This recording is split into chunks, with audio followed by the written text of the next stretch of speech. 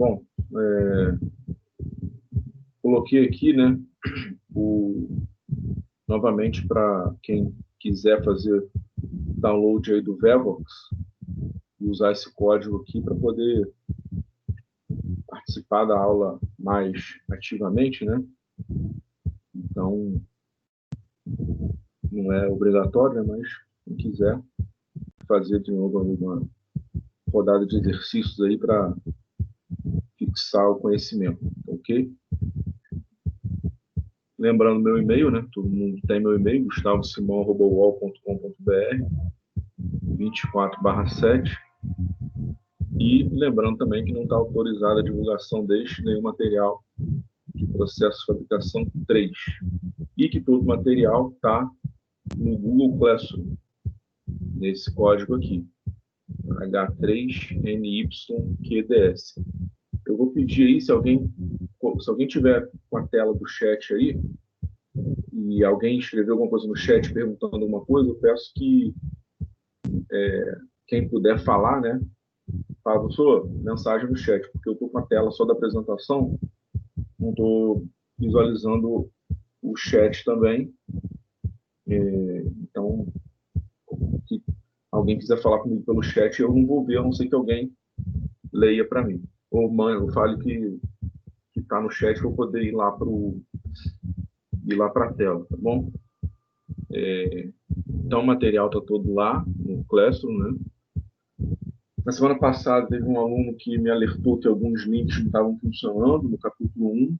Eu acertei, editei lá, realmente não sei o que aconteceu, né? Mas coloquei os links lá novamente e atualizei o arquivo. Não sei se o vídeo do arquivo de hoje está funcionando, só vi o capítulo 1 que me alertaram, né? O capítulo 2, que a gente vai começar hoje, não verifiquei. Se alguém verificar e tiver algum problema, puder me avisar, agradeço também. Lembrando que as aulas, né, são gravadas, né? Estou gravando aqui e vai estar disponível lá no YouTube, no meu canal, ok? Eu não consegui achar na semana passada a aula no Microsoft Stream. Eu baixei a aula, o arquivo direto no meu computador e no streaming, que era onde estava, né, não achei. Enfim, vida que segue, no YouTube tá, com certeza. E na aula passada a gente terminou o capítulo 1, né? Tratamos do trabalho a quente e dos processos de recuperação e cristalização. Então, foi o final da aula passada e hoje a gente vai começar o capítulo 2, que são os fundamentos da laminação, os principais laminadores, e laminação a quente e a frio. Laminação a quente e a frio, muito do que é falado a gente já sabe, porque trabalha quente, trabalha frio, né? O que acontece no trabalho quente e frio. A gente vai ver especificidades da laminação, né? Do trabalho quente a frio na laminação, ok? Mas o objetivo maior aqui é conhecer os fundamentos da laminação e os principais laminadores que existem. Então, a ementa, né, que está previsto aí, além do que eu falei, que a gente vai tratar hoje, também é laminação de barras e perfis, né? Eu não sei se vocês sabem, mas perfis estruturais em I, em T, em U, né? Isso tudo é laminado, né? Esses perfis estruturais que a gente quebra a cabeça aí para calcular o momento de inércia, né? Daqueles perfis complicados, tudo isso é laminado com laminadores específicos para esse propósito, né? E por fim a gente vai falar do processamento termomecânico, né? O que é esse termo aqui? A gente vai tratar desse termo que pode ser aí, se bem empregado, muito benéfico para a produção, né? Para o produto que a gente está querendo. Então, os fundamentos, né? O que é laminação? Então, em palavras, né, é o processo de conformação mecânica que consiste em modificar a seção transversal de um metal na forma de barra, lingote, placa, fio ou tira, pela passagem entre dois cilindros com geratriz retilínea para a laminação de produtos planos, ou pela laminação de dois cilindros contendo canais entalhados de forma mais ou menos complexa, que é para a laminação de produtos não planos, que são, por exemplo, esses perfis que eu dei exemplo aqui, esses perfis estruturais, né? Sendo que a distância entre os dois cilindros deve ser menor do que a espessura inicial da peça metálica, óbvio, porque senão, se a distância entre os cilindros for maior do que a espessura inicial, a peça passa sem ser deformada, sem sofrer deformação. Então, em palavras, isso daí que é laminação. O uso, né, as vantagens, é o processo de transformação mecânica de metais mais utilizado, pois apresenta alta produtividade e um controle dimensional do produto acabado que pode ser bastante preciso. Então, ele não é o que tem a maior produtividade, mas ele tem, sim, uma alta produtividade e o controle do que você vai produzir em relação à dimensão, em relação também às propriedades mecânicas, é bastante preciso. Os esforços envolvidos, né? Na laminação, o material é submetido a tensões compressivas elevadas, resultante da ação da prensagem dos rolos e a tensão cisalhante superficial, resultante do atrito entre os rolos e o material. Então, tem esses dois esforços. As tensões compressivas, que é o que efetivamente vai deformar o material, e essa tensão cisalhante superficial, que ela é fundamental. Porque essa tensão cisalhante, resultante entre o atrito do rolo material, que vai fazer o material passar pelos cilindros, né? Diferente da trefilação, que você tem uma força puxando o material, ou da extrusão, que você tem uma força empurrando o material para passar pela matriz, na laminação, somente o atrito faz com que o material seja puxado, né, e passe pelos rolos, pelos cilindros. Então, é fundamental. A gente costuma sempre dizer que o atrito, né, ele causa desgaste, ele causa aumento da temperatura, aquela coisa toda, mas se não tivesse atrito, a laminação não seria possível, porque o material não passaria, né, não seria puxado pelos rolos, né, forçado a passar pelos rolos. Então, são essas tensões cisalhantes que, resultantes do atrito, que fazem com que o material passe pelos rolos. Etapas, né? A redução ou desbaste inicial dos lingotes em blocos ou tarugos ou placas é realizada normalmente por laminação a quente. Então, essa primeira passada, vamos dizer assim, né? As primeiras operações de laminação normalmente são a quente. Depois dessa fase, segue-se uma nova etapa de laminação a quente para transformar o produto em chapas grossas, tiras a quente, vergalhões, barras, tubos, trilhos ou perfis estruturais.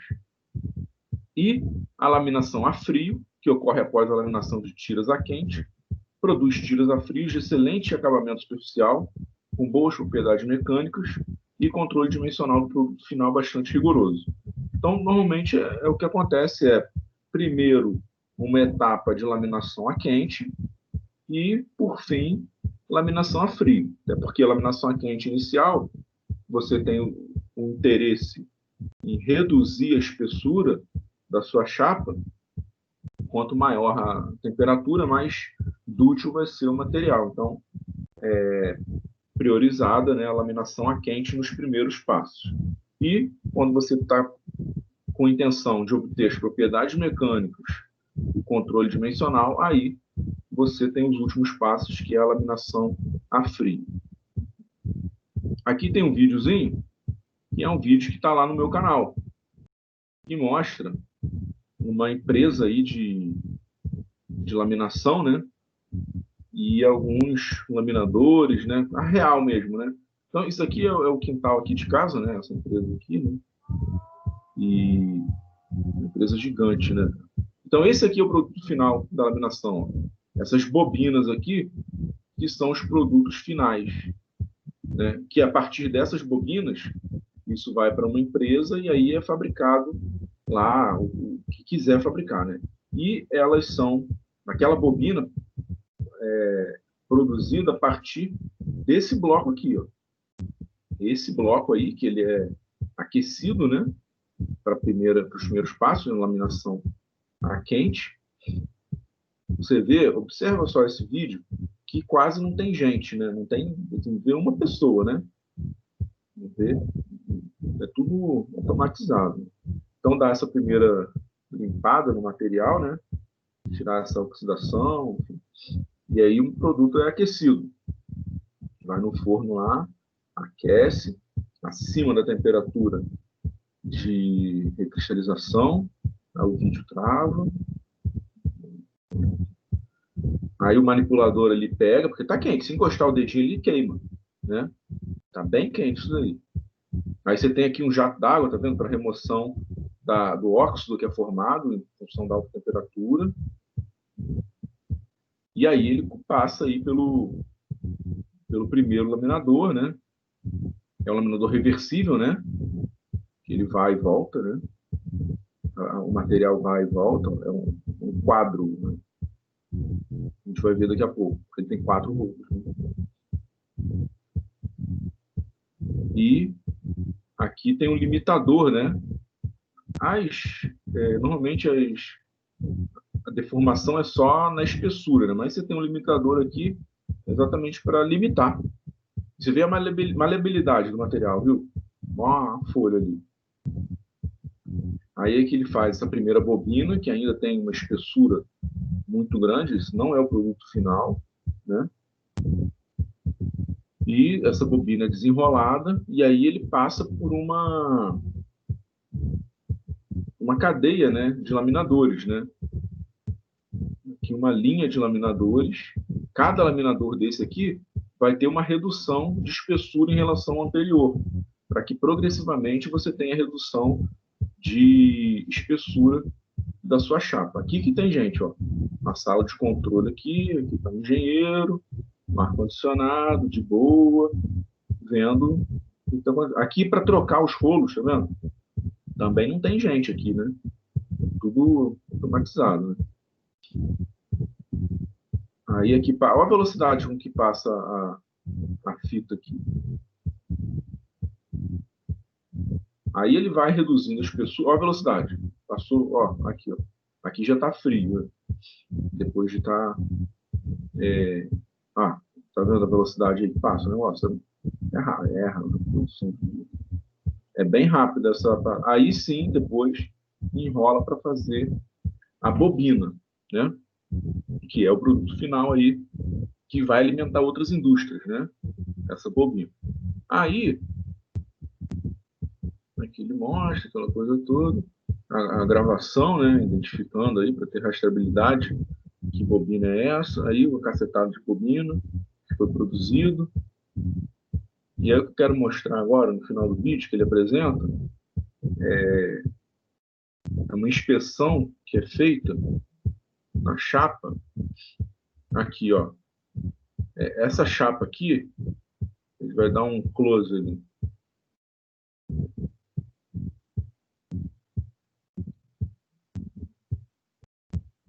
Aqui ele cortou. Acho que fosse agora, não, acho que vai ser agora. Que ele, aqui, ó. Tá vendo aqui? Essa parte enrugada da chapa? Isso daqui é uma não conformidade, ó. O cara tá apontando aqui falando, ó, tem um problema ali, ó. Tá não conforme. E isso daqui tem que ser identificado o quanto antes, né? Ver o que causou esse problema aqui para corrigir o problema. Senão você vai continuar produzindo tiras, né? Com essa imperfeição aqui. E aí é refugo, né? Não tem como voltar atrás, não tem Ctrl Z aqui. Isso aqui já era, tem que descartar e fazer outra, né? Então, aquela sala que a gente mostrou lá, né? De monitoramento, ela está constantemente inspecionando a produção para que no primeiro momento que dê um defeito, uma não conformidade na chapa produzida, você atue, né, e pare a produção para poder corrigir o problema. Senão, o problema vai ser reproduzido aí indefinidamente, ok? Lembrando que esse vídeo aqui e todos os outros estão lá no meu canal do YouTube, ok? Então, os laminadores, né?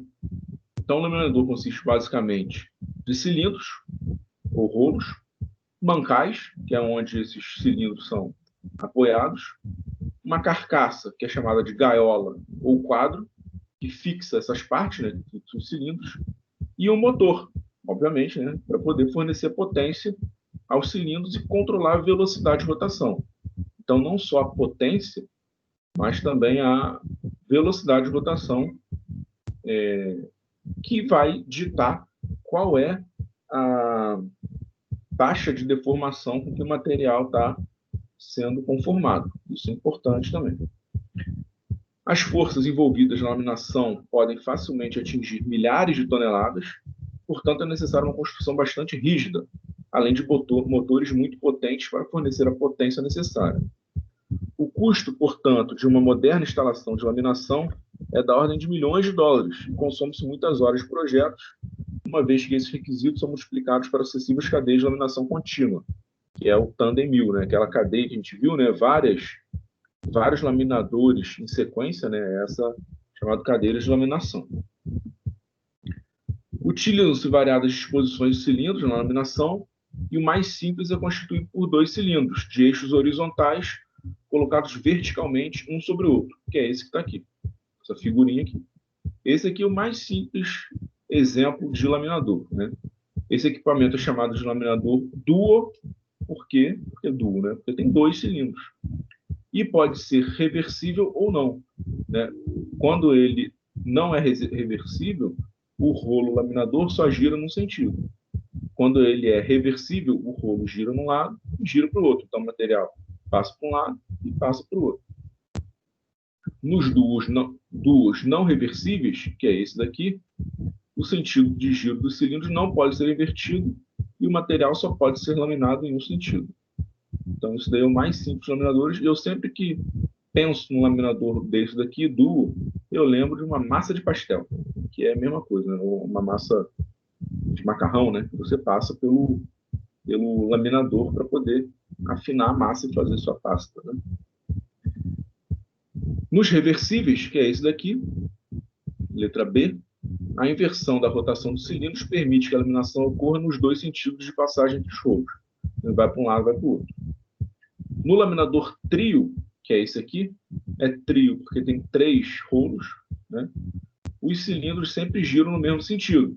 Porém, o material pode ser laminado nos dois sentidos. Óbvio, porque se eles sempre giram no mesmo sentido, aqui embaixo ele passa da esquerda para a direita, reduz de H1 para H2, e aqui em cima ele passa de H2 para H3, né? Reduz de H2 para H3.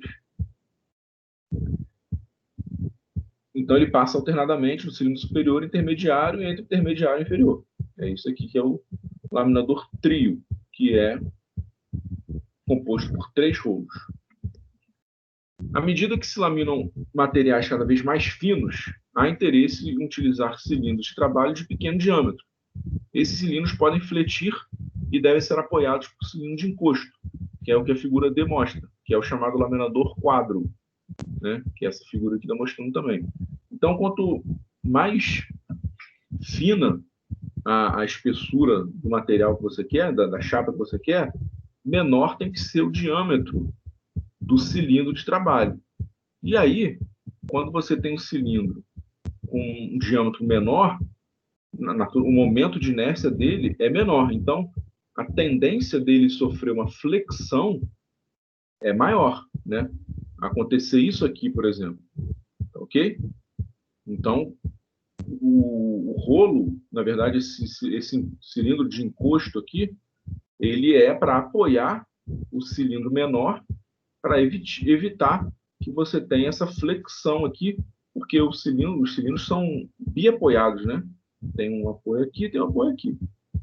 o centro dele é onde vai sofrer a maior flexão, em função dos altos esforços compressivos durante a laminação. Então, o cilindro, o laminador quadro, ele tem essa função de ter esses cilindros que vão restringir a movimentação do cilindro de trabalho, ok? E com isso manter a espessura constante ao longo de toda a seção transversal do material, da chapa. E eles podem ser reversíveis ou não, né? Pode girar para um lado e para o outro. Quando os cilindros de trabalho são muito finos, podem fletir tanto na direção vertical quanto na horizontal e devem ser apoiados em ambas as direções. Então, aqui, né, no laminador quadro, eu tenho essa restrição de movimento na vertical, porém, na horizontal, o cilindro continua com um grau de liberdade aqui. Ainda pode ter uma deformação na horizontal. Então, para evitar isso, tem outra configuração de laminador, que é o chamado laminador Sand-Zimmer, que é essa figura aqui. Então, esses aqui são os cilindros de trabalho. Aqui eu tenho cilindros de apoio, e aqui eu tenho outros cilindros de apoio para apoiar os cilindros de apoio, né? Então, tudo isso aqui é para aumentar a rigidez do cilindro de trabalho e evitar que ele sofra deformações e, consequentemente, a chapa que está sendo laminada seja produzida com variação de espessura ao longo da seção transversal. Então, esse laminador aqui, de verdade, ele é assim, né? Uma foto real dele, né? Lindo, né? Acho essa foto linda aqui. E o Sand-Zimmer, em homenagem a Tadeusz Sand-Zimmer, que ele é polonês, né? É um engenheiro mecânico. Quem souber polonês aí pode me ajudar. Engenheiro mecânico e aqui inventor, né? Wynalasa, inventor. Ele morreu agora em 89, né? Quase no ano que eu nasci. E ele tem 120 patentes aí na área de mineração e transformação dos materiais. Um cara, e ele que inventou esse laminador Sand-Zimmer. O outro laminador muito utilizado é o universal, que dispõe de 2 pares de cilindros de trabalho, tanto na vertical quanto na horizontal, né? Então você tem aqui os cilindros horizontais e cilindros verticais para fazer a deformação nas duas direções.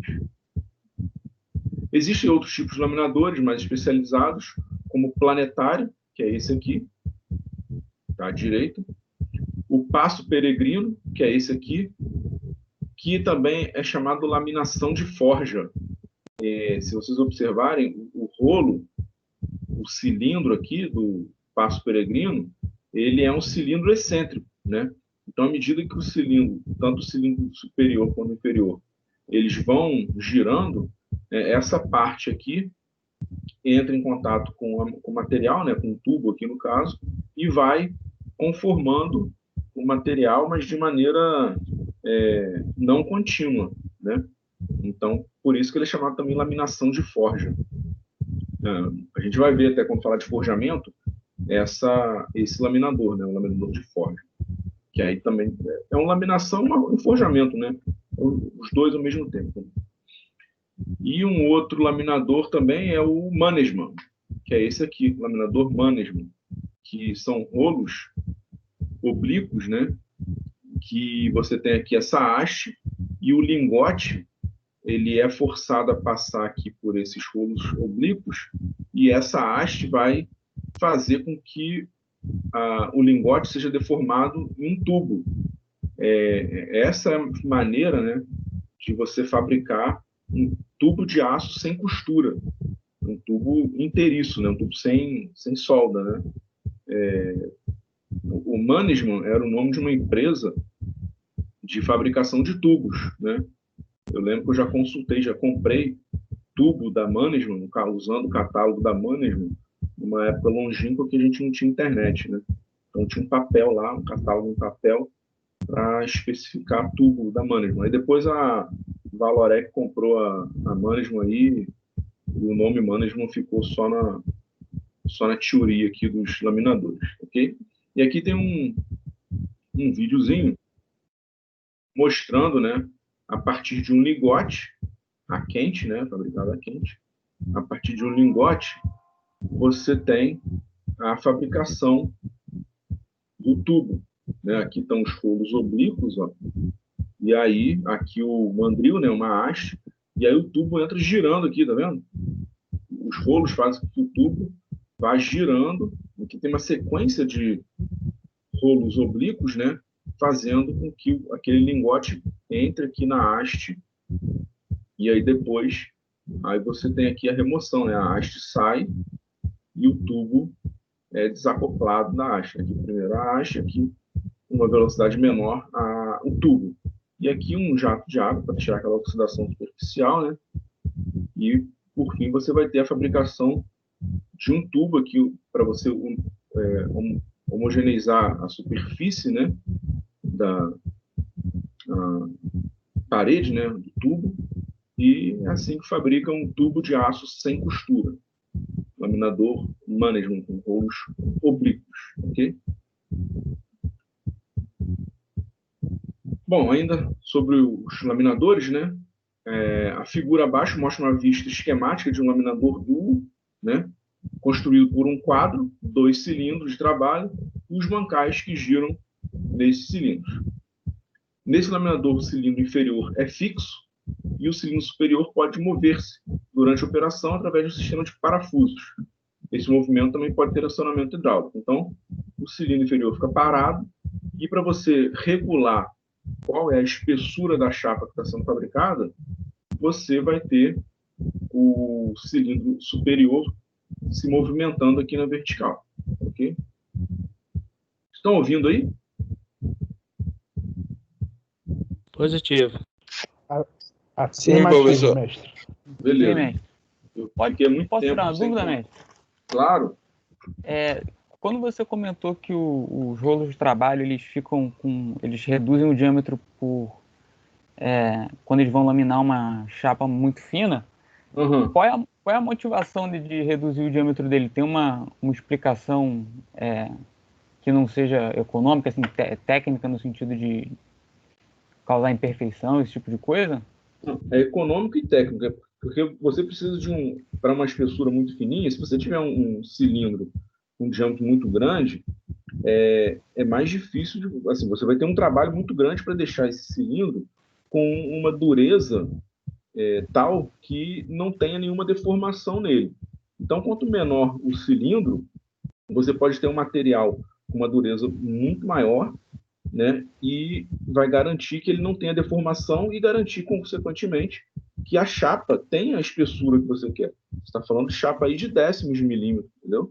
Então, qualquer deformação no cilindro grande, você vai perder a precisão da chapa que você quer. Entendi. Então é mais fácil a produção dos rolos de trabalho com diâmetro menor, e aí isso impacta no custo da produção como um todo.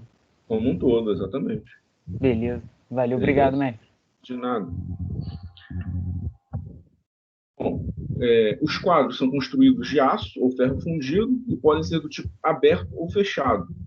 O quadro fechado é construído com uma peça inteiriça e os cilindros devem ser colocados ou retirados com um movimento paralelo ao seu eixo, que é esse caso aqui, quadro fechado. E o quadro aberto, ele tem a parte superior removível, que é o chamado chapéu. Nesse caso, os cilindros são retirados pelo movimento vertical, né, após a remoção do chapéu. Obviamente, o quadro fechado, por ser uma peça única, ele é mais resistente, né, mas apresenta maiores problemas para a troca do cilindro, porque você tem uma dificuldade de tirar o cilindro aqui de dentro. Já o quadro aberto, você tem facilidade maior para tirar o cilindro, mas você perde em rigidez, né? Já que você tem elementos de fixação entre o quadro e o chapéu. Então, vantagens e desvantagens aí do quadro aberto e quadro fechado. Os cilindros de laminação normalmente são de aço fundido ou forjado, ou ferro fundido, coquilhado ou não, e compõe-se de 3 partes. A mesa, que é efetivamente onde vai ter a laminação, né? Essa parte um diâmetro maior, onde você vai ter o contato com o material. O pescoço, que é onde você vai encaixar o mancal, então ele vai ficar apoiado aqui pelo pescoço, né, nos mancais. E o trevo. O trevo é tipo uma engrenagem, né, bota entre aspas aí, né, mas é o que vai ter o componente aí para engatar no motor, né? É o que você vai, por onde você vai acionar o cilindro. Os cilindros são aquecidos pelo material laminado, a quente, e é de grande importância o resfriamento adequado deles, usualmente através de jatos d'água. Então, vocês lembram lá da quantidade de calor, né, que ocorre quando você deforma o material, que o calor que é gerado pela deformação, né? Então, isso daí vai acabar acarretando um aumento de temperatura dos cilindros também. Então, eles precisam também de um resfriamento, porque a gente sabe que quanto maior a temperatura, maior o desgaste. Isso é uma máxima que a gente sempre vai ter, né? Os mancais dos cilindros servem de apoio para esses cilindros e eventuais deformações nessas peças, né, nos mancais, provocariam variações dimensionais dos produtos, o que é altamente indesejável. Então, a gente tem 3 tipos de mancais utilizados: mancais de fricção, onde o pescoço gira sobre casquilhos de bronze, madeira, bronzina, né? Se fosse uma bronzina, são mancais de fricção, mas são lubrificados, obviamente, né? Os mancais de rolamento, que é um rolamento mesmo, né? Tipo um rolamento. E os mancais a filme de óleo sob pressão, tipo morgoil, que é um mancal que você tem uma pressão de óleo interna ali, e o mancal, em vez do mancal ter um atrito entre partes metálicas, você tem essa camada de óleo que é por onde o mancal desliza. Então, você evita o contato metal com metal, né? O filme de óleo está no meio ali sob pressão para evitar isso, esse desgaste. Qualquer desgaste que vai ter, rapidamente vai ser transmitido para a chapa. Tratar agora de laminação a quente, né? Então, quando o aço é lingotado convencionalmente, a primeira operação de laminação ocorre um laminador desbastador, é o nome do laminador da primeira operação, chamado Blooming ou Slab Mill, que é usualmente duo reversível, cuja distância entre os rolos pode ser variada durante a operação. Na operação de desbaste, nessa operação, também utiliza-se laminadores universais, que permite melhor esquadrinhamento do produto. Os laminadores universais são aqueles que restringem a deformação do material ao longo da largura, né? Então, também tem esse objetivo. Os produtos dessa etapa são blocos, chamados blooms, de seção quadrada, ou placas, que é o slab de seção retangular. Quem joga Minecraft aí sabe o que é slab, né?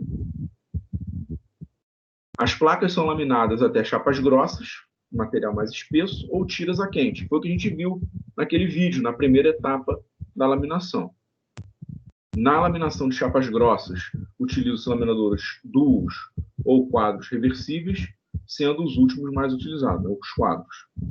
Na laminação de tiras, comumente utilizam-se laminadores duos ou quadros reversíveis, numa etapa preparadora e um trem contínuo de laminadores quadros.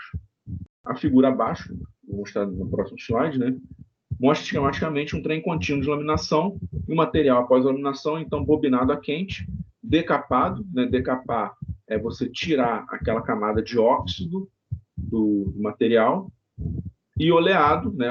Bota uma camada de óleo para evitar a oxidação, indo a seguir para o mercado ou para a laminação a frio. Então, aqui está o trem contínuo de laminação, como eu falei, tem uma redução entre os laminadores para que a chapa, né, sofra uma deformação progressiva até a última laminação. Você não teria como ir dessa espessura inicial para essa espessura final de uma vez só, né? Não é interessante isso, porque o esforço é muito grande. O esforço para esse, né, se fosse esse o único laminador, seria monstruoso, né? Então, você tem essa redução contínua para distribuir os esforços, mesmo sendo laminação a quente, ainda assim são esforços bem grandes, né? E o jato d'água aqui no final para fazer a decapagem, tirar aquela camada de óxido que é formada pela alta temperatura.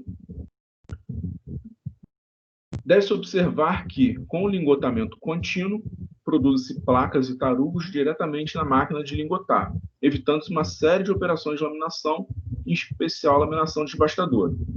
As indústrias de transformação de não ferrosos operam com uma diversidade muito grande de produtos, portanto, os equipamentos utilizados na laminação a quente desses materiais são muito menos especializados que a laminação a quente dos aços.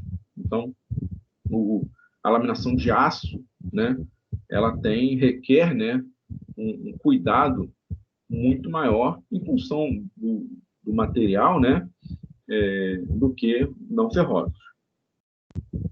Os lingotes de materiais não ferrosos são menores e as tensões de escoamento são normalmente mais baixas do que o material ferroso, que é o aço, né, que permite o uso de laminadores de pequeno porte. Laminadores duos ou trios são normalmente usados para a maioria dos metais não ferrosos na laminação a quente. Entretanto, laminadores quadros contínuos são usados para ligas de alumínio.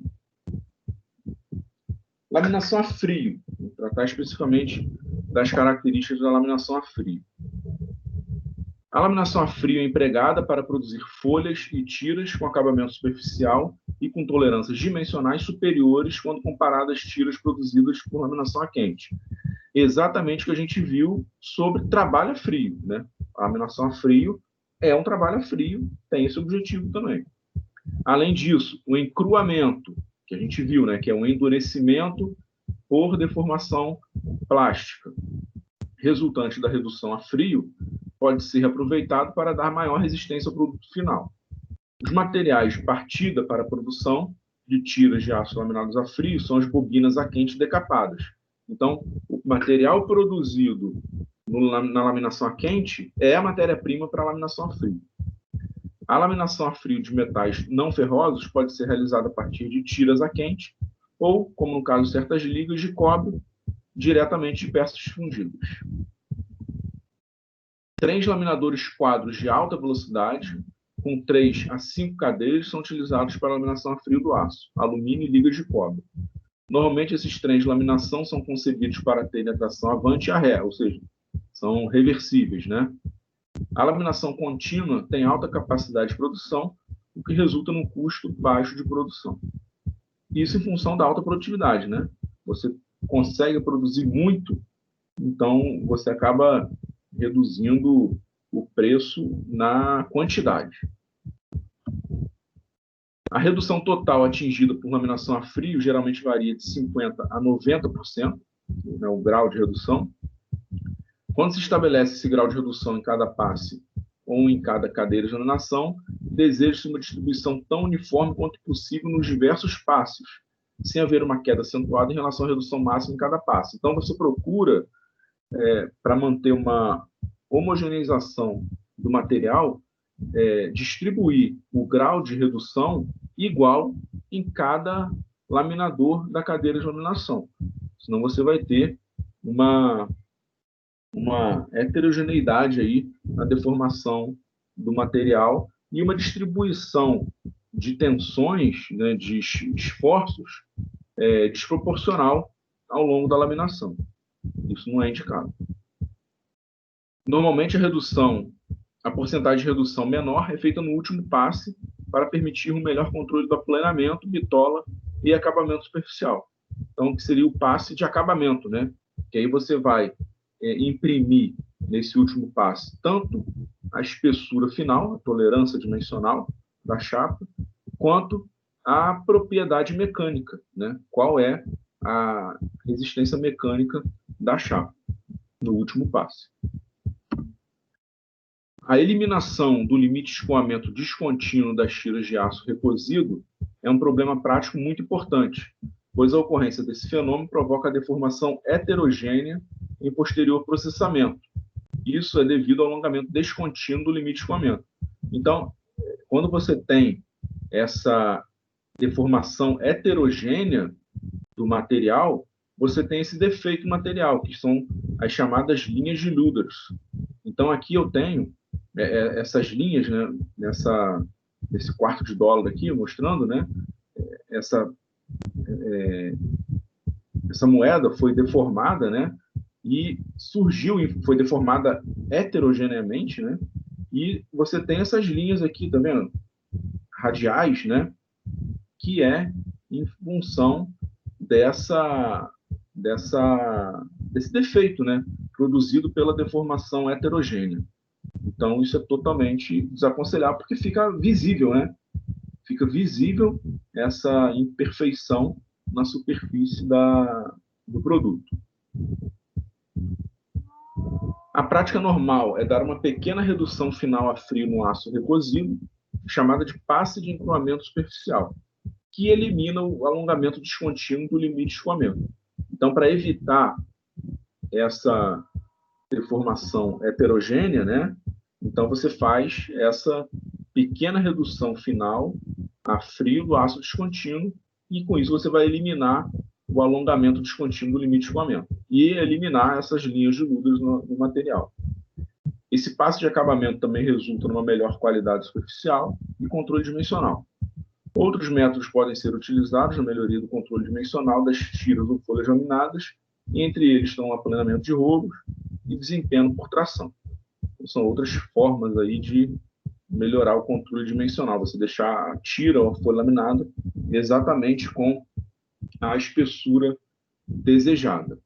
Lembrando que laminação a frio, né, quando você tem o encruamento, você tem a resistência mecânica aumentada, né, pelo endurecimento por deformação plástica, e isso é totalmente diferente do endurecimento que a gente tem por tratamento térmico. Eu já falei isso, mas volto a dizer, né, é importante voltar a dizer aqui para quem não estava na primeira aula, enfim, falar novamente, né, que o aumento de resistência mecânica em função da têmpera, né, quando você faz um tratamento térmico de têmpera, por exemplo, o que você está fazendo é mudar a fase da sua estrutura, do material. Então, você está passando lá o material para martensita. Aqui, você não tem, na deformação plástica, né, no encruamento, você não tem transformação de fase. O que você tem é um endurecimento por encruamento, que é em função do alongamento dos grãos, né, do material, em função da deformação plástica. É um outro processo de aumento de resistência mecânica do material, porque cada um aí tem as suas características. Bom, vamos passar agora para a parte de brincadeira, né? Vamos dizer assim, né? Brincar de aprender. Se vocês puderem aí conectar o Vevox no celular, para a gente poder fazer aqui uns exercícios e vocês poderem participar, é interessante, ok? Então, quem puder aí adicionar esse código Opa, estou errado aqui. Adicionar esse código aqui no aplicativo aí. Teve um aluno ontem que falou que tem isso no navegador também. Digitar lá Vevox app, aí você vai ter também como fazer isso pelo navegador do seu computador, né? Eu não testei fazer isso pelo navegador do meu computador, eu só fiz isso pelo celular com esse código aí. Aí é o mesmo que a gente usou semana passada. Quem já usou semana passada, provavelmente já está conectado, né? Então, vamos ver aqui se alguém está conectado, né? Tem 12, 13 conectados aí, realmente. Então, a primeira pergunta, né? Qual o produto gerado a partir de laminação de placas? Vergalhão, bobina, perfil, fio máquina.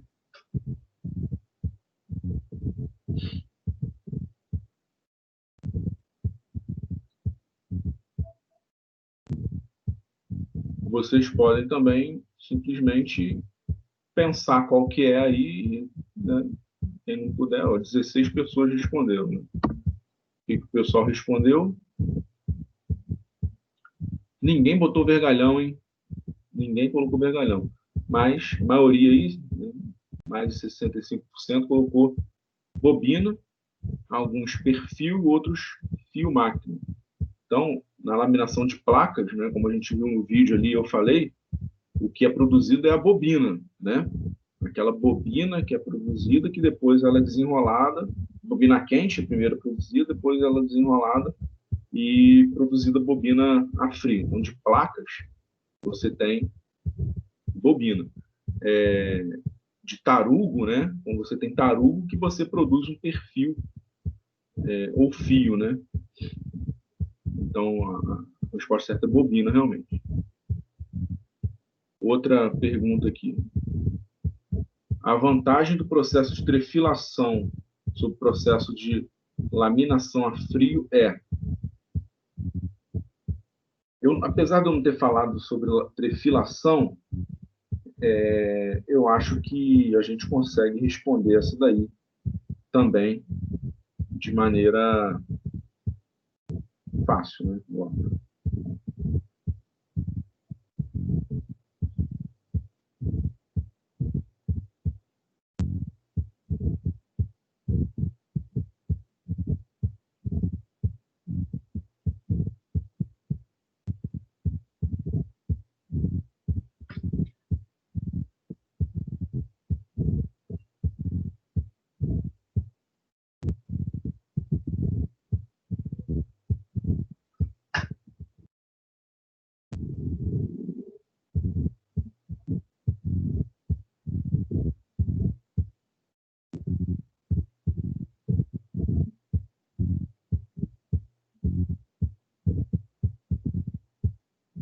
Apertei errado aqui? Não, apertei.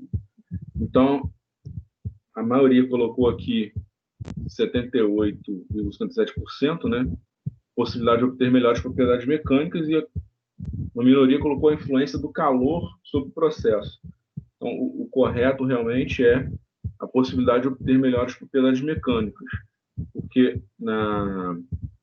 na trefilação você tem um aumento também de temperatura muito grande, né? Maior até do que a laminação a frio, porque o grau de redução na trefilação é maior. Então, o calor gerado pela deformação e pelo atrito é maior do que na laminação a frio. E como o grau de deformação é maior na trefilação, então você consegue obter melhores propriedades mecânicas por conta disso. Então, esse é o fator, né, que você tem aí de vantagem em relação à trefilação. É o processo que você tem o maior grau de redução no produto. É a trefilação, ok? Mestre, uma pergunta. Esse aumento de temperatura no processo de trefilação também se deve ao fato da área de contato que o ser material, maior. ao passar pelo canal, ser maior, também a área de Exatamente. contato... É maior, assim, proporcional ao tamanho da peça, né? Você tem uma área de contato maior do que na laminação. Até porque você tem 360 graus, né, de contato da fieira. Então, tem razão, isso daí tem razão realmente. A área de contato é maior do que na laminação.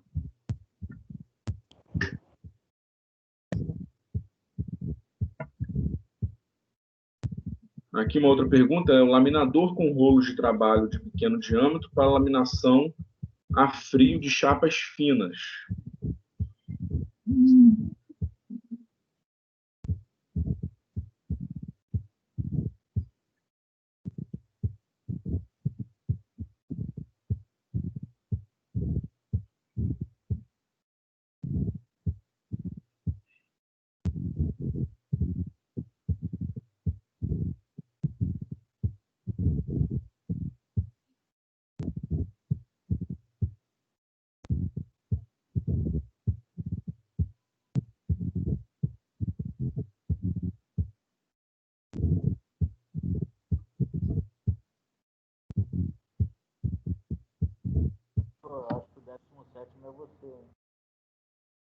Bom, alguns colocaram aqui calandra. Calandra, na verdade, calandra são 3 rolos que você tem, só que não é laminação, né? É a calandragem, né? Que você faz a partir de chapa, você dobra ela para fazer um tubo, né? Falando assim é difícil, né? Vou mostrar, né? Depois eu vou mostrar para vocês. Fiquei devendo aí uma foto de uma calandra para vocês.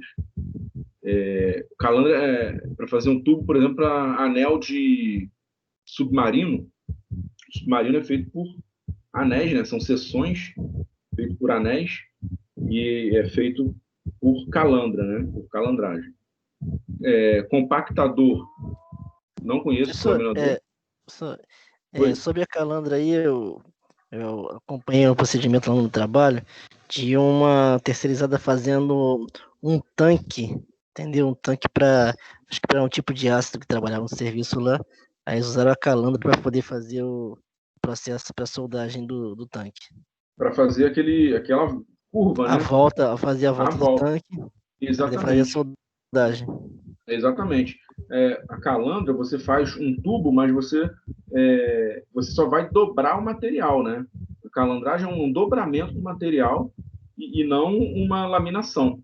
Você não tem redução de espessura na calandragem, né? E o Sand Zimmer, né, que a gente falou aí, é realmente o Sand Zimmer, que eu mostrei lá, até o Tadeu Sand Zimmer, polonês. Esse daí que é o laminador de rolos de trabalho com pequeno diâmetro de laminação a frio de chapas finas. Essa outra pergunta aqui, essa aqui tem que ler, né? Que essa tem que ler. Um ensaio de tração é um dos testes mais utilizados para avaliar materiais. Na sua forma mais simples, o teste de tração é realizado segurando as extremidades opostas de um corpo de prova dentro do quadro de uma máquina de teste. Uma força de tração é aplicada pela máquina, que resulta no alongamento gradual e eventual fratura do corpo de prova. Na figura ao lado, aí vocês têm que olhar a figura que eu estou apresentando aí, né, no slide, né? As regiões 1, 2 e 3 correspondem respectivamente ao, né, ou a. São essas opções aí. Então tem um gráfico aí, tensão, deformação, né? E eu tenho a região 1, região 2 e a região 3. O que cada uma dessas regiões representa?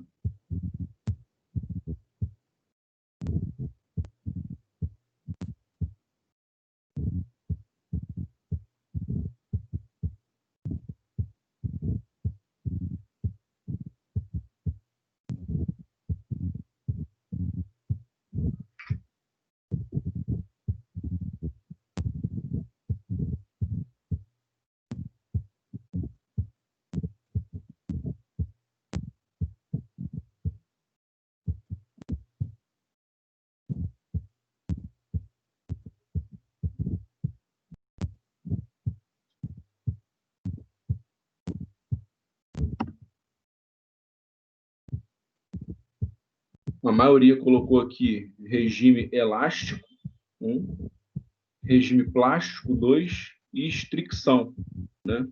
Então, é exatamente isso daqui, né? Então, o 1, eu tenho aqui, o sigma é igual a epsilon, né? A inclinação dessa curva aqui é o módulo de elasticidade do material, que vai até a tensão de escoamento do material, e a partir da tensão de escoamento eu tenho a região 2, que é o regime plástico do material. Então, até aqui, né, a região 2 é a região que a conformação mecânica trabalha. Tudo que a gente estuda aqui nessa disciplina é aqui na região 2. Se tiver na região 1, não teve conformação mecânica. E se tiver na região 3, que é a estricção, né, a partir desse ponto aqui é onde você tem uma redução heterogênea da sua peça conformada. Vai ter, no caso do ensaio de tração, é onde você tem aquele empescoçamento do material. Então, aqui para a gente já é uma não conformidade da conformação mecânica, né? A aqui na inscrição. Então, o correto é realmente o número 3, elástico, plástico e restricção. Pessoal, na próxima aula a gente vai conhecer a laminação de barras e perfis e apresentar também o processamento termomecânico, ok? Lembrando, mais uma vez, que o material está lá no Google, a comunicação que eu faço com a turma é pelo Google Classroom, com esse código aí. É só entrar lá, clicar em participar da turma e digitar o código H3NYQDS. Não se esqueçam também de se inscrever no meu canal. Então, dá o like lá, ativa o sininho, tá ok? Que as novidades estão aparecendo lá. E o meu e-mail, gustavosimão@uol.com.br, 24 horas por dia, 7 dias por semana. Eu estou apto a responder qualquer dúvida que os senhores tenham. Pergunto, se tiver alguma dúvida agora, estou à disposição.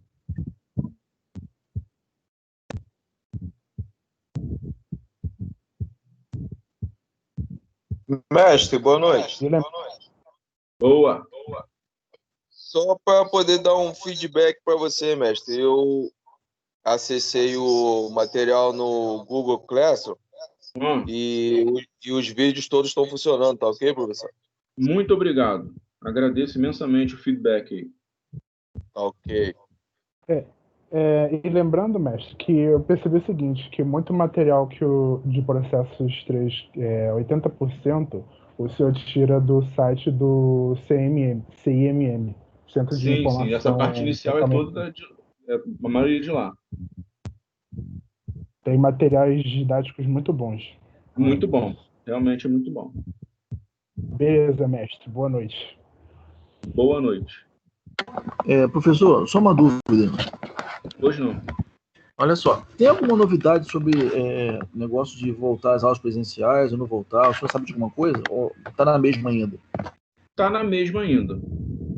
A mesma que eu tenho é que não está com uma previsão de voltar agora, não. Entendi. Tá bom. Obrigado, professor. De nada.